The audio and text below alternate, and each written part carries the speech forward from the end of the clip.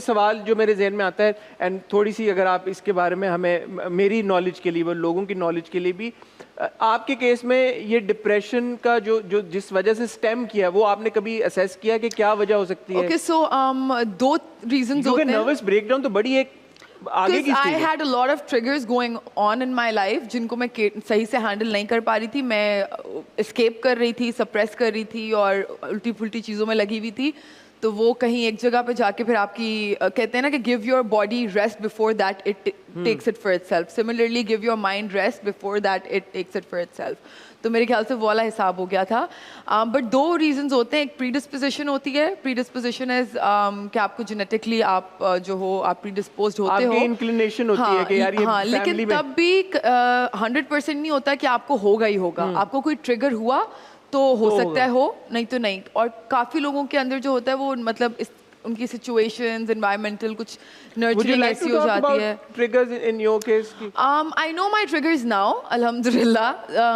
With practice मुझे काफ़ी समझ में आ गया है कि अच्छा ओके ये चीज़ जो है मैं करूँगी तो मेरा मूड थोड़ा उस तरफ शिफ्ट हो सकता है। So I have to avoid. It's just like कि अगर आपको शुगर हो गई है यार तो आप शुगर इंटेक कम कर लो। किसी को अगर कोई ओबीज होते हैं तो उनको पता होता है कि मुझे अपने खाने, तो इसी तरह अगर आपको कोई मेंटल हेल्थ इलनेस भी है तो इफ़ यू जस्ट बिकॉज आप वो चीज़ें टैंजिबल नहीं है तो इसका मतलब ये नहीं है कि आप उनको वो एग्जिस्ट नहीं करेंगे, आप उनको कंट्रोल नहीं कर सकते हो। आप उनको आप बिल्कुल कर सकते हो। और मैं काम के बारे में भी इस बात पे आ रही थी कि मुझे बहुत अफसोस होता है कि हम अपने शूट पे भी या किसी भी प्रोफेशन में हम कॉलर के ये तो बोल सकते हैं कि यार आज मुझे फ्लू हो गया है या मुझे फीवर हो गया है so I want a day off. लेकिन आप किसी को कॉलर के ये नहीं बोल सकते कि I am not feeling like it या you know I am upset today. अगला बंदा समझेगा ही नहीं उसको मतलब। और अगर आप किसी को ये बात, I am very vocal about mental health issues इसी वजह से कि लोगों को समझ में आए कि अगर आपको कोई दिमागी मसला है तो इसका मतलब ये नहीं कि आप फारिग हो। इसका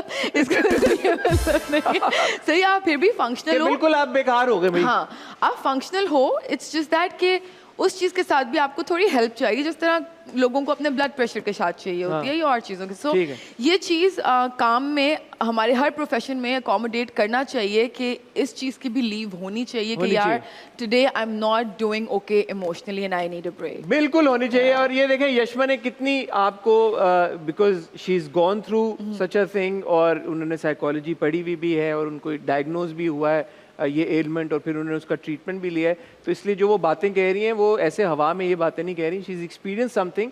तो आई एम श्योर कि अगर आप घर पे बैठे हुए हैं, आप सिमिलर सर्कमस्टांसिस में या आपको इस तरह के सिम्टम्स हैं तो आप इससे थोड़ी सी इंस्पिरेशन ड्रॉ करेंगे और प्रॉपर काउंसलिंग या हेल्प सीख करेंगे। ये नहीं सोचेंगे कि यार कि ये तो कोई एवं सी चीज़ खुद ही ठीक हो जाएगा बैठे बैठे। नहीं, the important thing is that you must absolutely seek help.